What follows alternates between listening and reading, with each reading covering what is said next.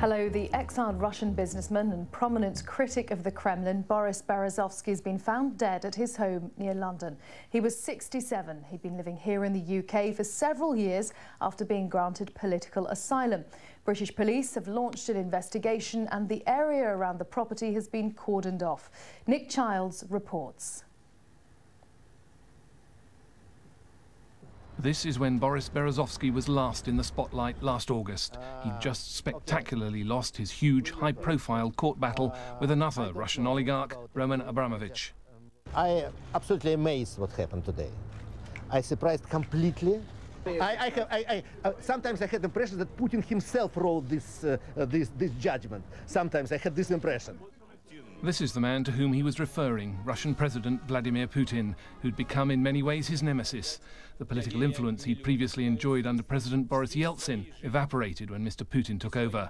Boris Berezovsky was trained as a mathematician. He made his fortune with the breakup of the Soviet Union, first importing and selling cars, then in oil and the media. But he fled to London in 2000 after his falling out with Mr. Putin. He remained one of his most trenchant opponents and critics.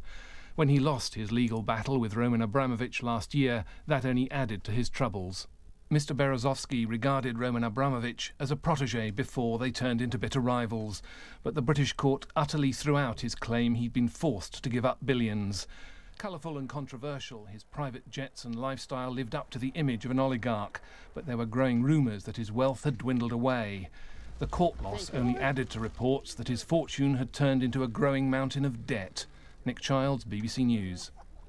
Famil Ismailov from the BBC's Russian service has been near Mr. Berezovsky's home in southern England. He says news of Mr. Berezovsky's death will close an entire chapter in modern Russian history.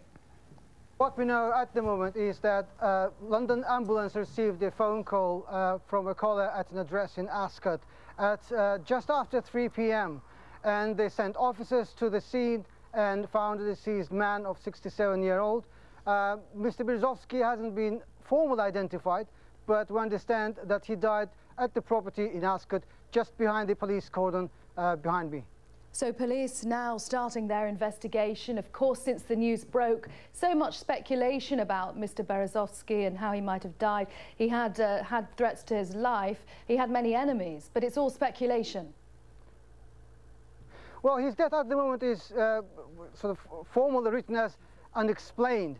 But since afternoon, actually, London time, we already had lots of speculation in Russian media, social media networks, and Facebook and Twitter was awash with news of Boris Berezovsky's death with reference to his son-in-law's posting in Facebook.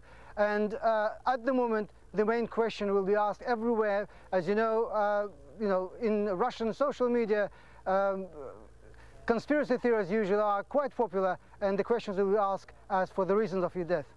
Yeah, and as for his reputation in recent years, of course, Mr. Berezovsky lived in the UK. How much was he talked about in Russia? Well, I mean, lately his name was in the news, mostly connected and linked to this big courtroom dramas and the new words that came to the English law dictionary, such as krisha, which means when somebody is covering someone's business and controlling it. And Mr. Berezovsky recently was sort of less seen in the news stories in Russian media.